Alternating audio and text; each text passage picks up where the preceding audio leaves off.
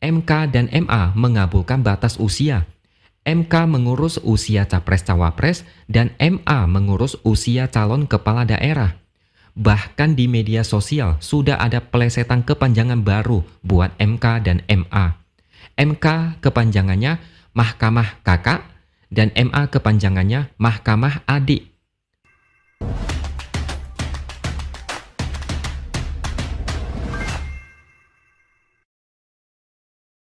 Halo, bertemu lagi dengan saya, X Hardy di Opini Siwer. Dulu saya sempat mendengar narasi di media sosial. Sesudah Gibran digolkan, giliran Kaisang juga akan digolkan.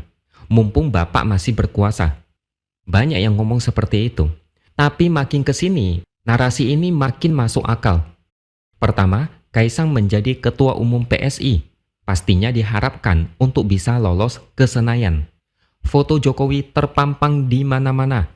Balihonya berserakan mirip minimarket yang selalu ada setiap entah berapa ratus meter. Ternyata PSI tidak sanggup bertahan dari persaingan pemilu legislatif. Awalnya, suara sementara PSI sempat melonjak dan menimbulkan kecurigaan. Situasi menjadi panas dan masyarakat banyak yang protes. Tapi endingnya, PSI tetap dinyatakan gagal lolos ke Senayan. Awalnya banyak yang kasihan dengan Kaisang. Dia tertinggal sendirian ketika Gibran berhasil menjadi wakil presiden. Sudah jadi ketua umum kan sudah cukup lah. Siapa coba yang bisa menjadi ketua umum parpol hanya dalam beberapa hari setelah bergabung? Orang biasa jangan mimpi bisa seperti itu. Cuma anak presiden yang bisa. Tapi ternyata ketakutan sebagian orang menjadi nyata. Kaisang beberapa kali dirumorkan akan ikut pilkada, entah itu pilkada Jawa Tengah atau DKI Jakarta. Tapi sayangnya, saat itu Kaisang terbentur oleh aturan usia yang belum genap 30 tahun. Kaisang tidak akan bisa ikut pilkada tahun ini. Tapi sebagian merasa kalau usia Gibran aja bisa diakali, kenapa usia Kaisang tidak bisa? Ternyata diam-diam, tanpa disadari masyarakat, ada manuver politik yang terjadi.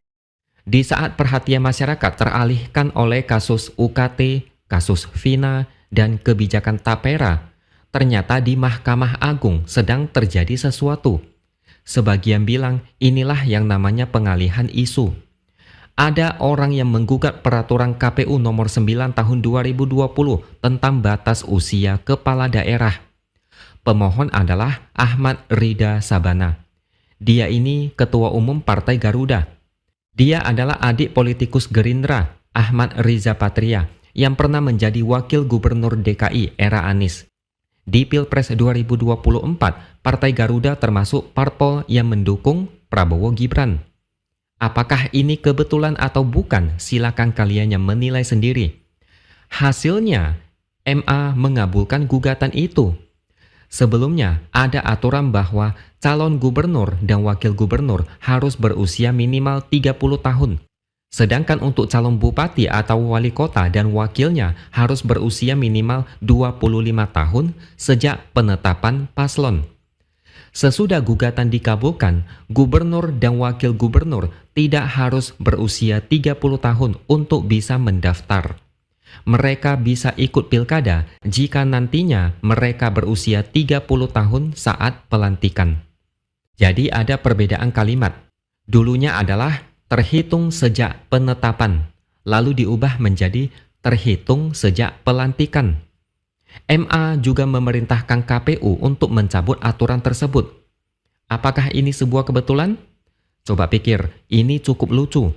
Dulu, kalau belum cukup umur saat mendaftar, tidak boleh ikut pilkada. Sekarang aturannya diganti, tapi tipis aja. Boleh ikut pilkada jika pas dilantik nanti sudah cukup umur. Selisih waktunya cuma beberapa bulan saja. Kenapa harus begitu? Apakah ini cuma kebetulan atau karena mau memfasilitasi seseorang supaya bisa ikut pilkada?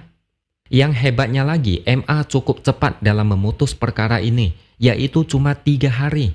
Semua orang langsung mikirnya ke Kaisang.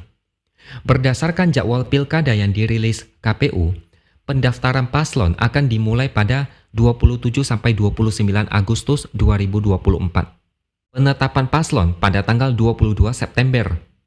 Kaisang lahir pada tanggal 25 Desember 1994. Artinya, pada penetapan calon kepala daerah, umur Kaisang masih 29 tahun. Kalau pakai aturan lama, Kaisang tidak bisa ikut pilkada. Tapi dengan aturan baru dari MA, Kaisang akhirnya bisa ikut pilkada. Jadwal rekapitulasi KPU paling lambat tanggal 16 Desember. Kalau ada gugatan hasil pilkada, ada tambahan waktu 14 hari atau sampai sekitar tanggal 30 Desember. Saat itu Kaisang sudah berusia 30 tahun dan dia sudah cukup umur seandainya dilantik nanti. Kalian bisa bayangkan sendiri gimana reaksi masyarakat mendengar kabar ini. Kita akan tunggu apa yang akan terjadi pada Kaisang. Kalau dia beneran ikut pilkada, maka semuanya sudah terjawab.